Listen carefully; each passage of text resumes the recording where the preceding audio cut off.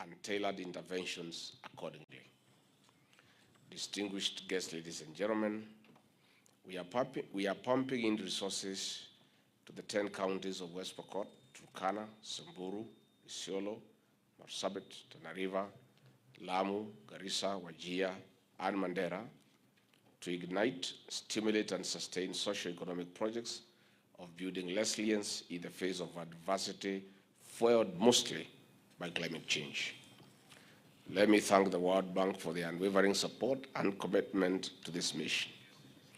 With an investment of $2.3 billion since the launch of this initiative in 2018, the focus has remained on funding crucial and high-impact projects in transport, agriculture, water, health, education, energy sectors, social protection, and the welfare of refugees and host communities.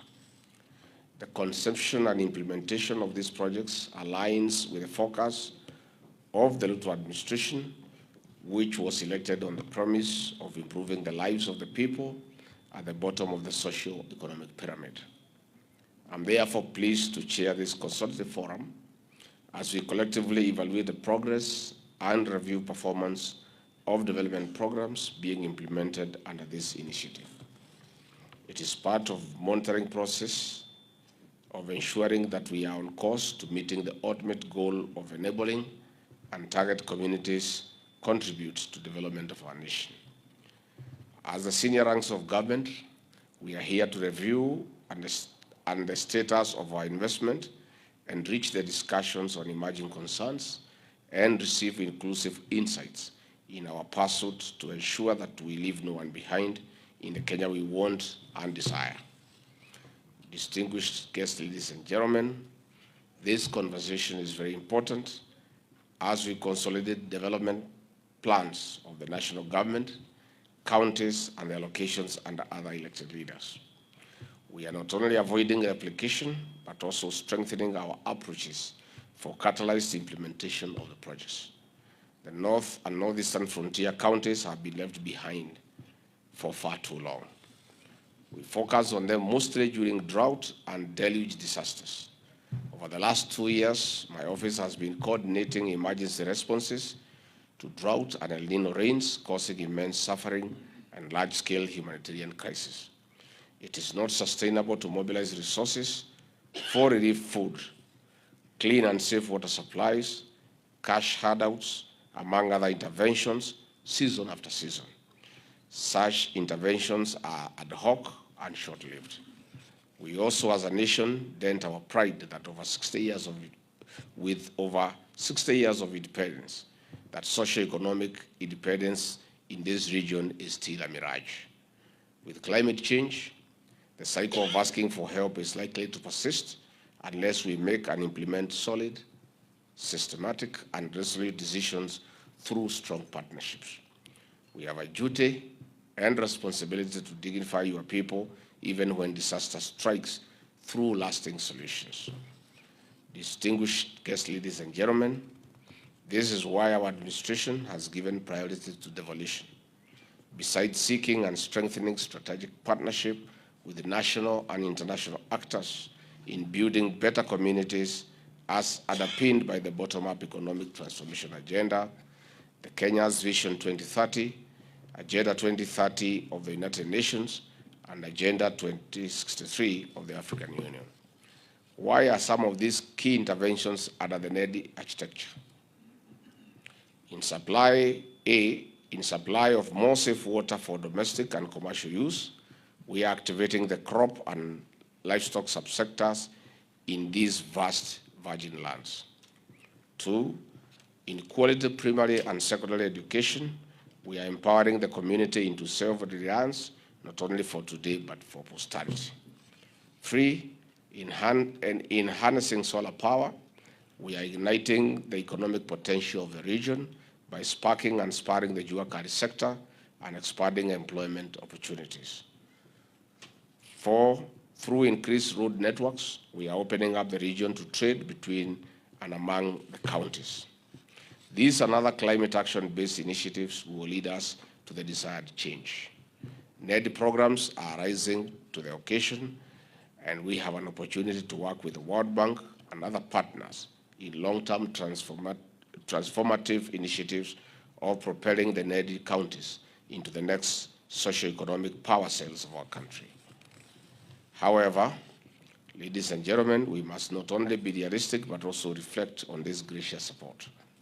The scripture in Galatians chapter 6 tells us to bear one another's burdens and thereby fulfill the law of Christ. But each one must examine his own work, for each one will bear his own load. The support of the World Bank and other development partners will not be available forever. Donor funding is shrinking due to, among other reasons, geopolitics and shifts in global priorities. I take this opportunity to ask our grassroots leaders to align and complement their development projects in what is and has already been supported. It is our collective responsibility to better the lives of our people. Distinguished guests, ladies and gentlemen, today we will receive real-time updates on the status of the project from national project coordinators, alongside input from the World Bank NED team on the implementation and coordination of projects. I wish to invite input from leaders present regarding implementation of these projects in your counties and constituencies. We intend to use this meeting to also agree on those projects that are ready for commissioning, groundbreaking, or inspection. By organizing public events around them, we shall assist to fast track unlocking of any bottlenecks and secure timelines for their completion. On this note, I intend to have these high-level consultations convened biannually or even more frequently when urgent matters arise. Focusing on continuous accountability will create a more transparent and accountable outcome, benefiting from the shared learning and experience that can only be derived through such oversight. I will chair this session alongside the chair of the Frontier Counties Development Council. Consequently, we shall receive an overview of the NED coordination framework and an update on the status of NED projects, supported by the project implementation units through their respective principal secretaries. Principal secretaries from various ministries, with the support of the World Bank team, will address questions from leaders. I look forward to fruitful deliberations and successful outcome. Asanteni sana.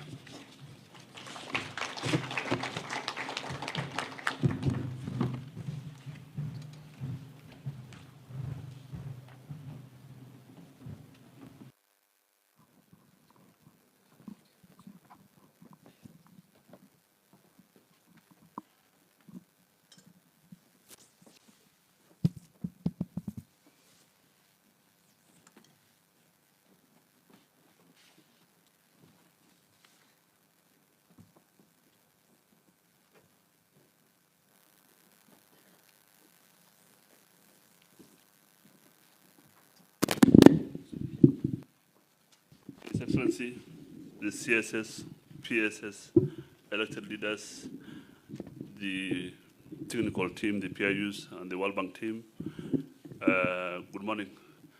I'm here to do a PowerPoint presentation regarding the NED coordination framework first, and then I will come to the updates on the projects, how they are faring since it was launched in 2018 in Garissa County. So I will start with this is a high-level consultative forum where the technical team, the national project coordinators under the PSS, and the World Bank tax team leaders, TTLs, will update the high-level forum to update and give a brief status of the projects so far. So I'll begin by the coordination of the project. That's the NED map. It's around 63% landmass of Kenya. There are only 10 counties. And then we have the county governors there. We have the county governor of Tana River, followed by Lamu, and then followed by Garissa, followed by Wajir, who is also the vice chair of the Council of Governors. And then we have Engineer Mahmoud, the governor of Marsabit, who is the FCDC chair, but he has sent his apology because he had to attend a burial in Marsabit. And then we have the governor for Samburu, and then we